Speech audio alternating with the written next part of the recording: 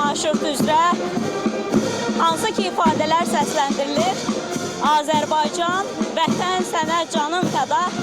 Bəli, Azərbaycanın ərazi bütövlüyünü və suverenliyini Azərbaycanın güclü ordusu həyata keçirdi, müzəffər ordusu həyata keçirdi. Bu ordunun müzəffərliyi təbii ki, öncədən hazırlanmış proqram, düşünülmüş siyasət idi.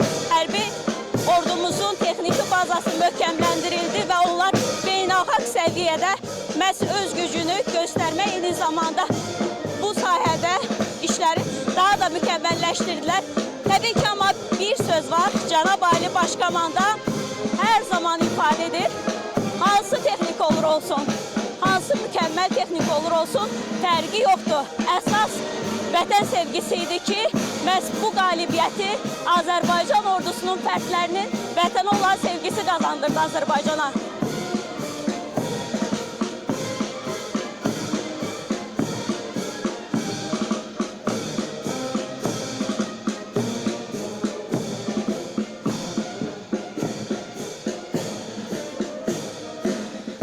Bütün xalqımız ordumuzla fəxr edir. Silahlı Qüvvələr Gününü böyük coşqu ilə keçirirlər.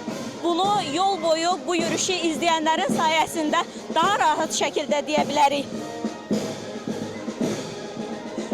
Bu ayaq səsləri həmçinin işğaldan azad olunan ərazilərimizdə səslənir. Hansı ki, o ayaq səsləri bizi o torpaqlara qaytardı, yenidən həyatı bərqərar etdi. ATV Xəbər komandası olaraq müharibə başlayandan məhz bitənə kimi, eyni zamanda ərazilərimiz yenidən qurulana kimi və bu müddət ərzində biz canlı bağlantılarla o regionda baş verənləri an-ban çatdırmağa çalışdıq. Bu isə Azərbaycan ordusunun sayəsində mümkün oldu. Bugün ordumuzla fəxr edərək, qürur hissi keçirərək məhz onları müşayiət edirik. Bir daha marşrutu xatırladım tamaşaçılarımıza.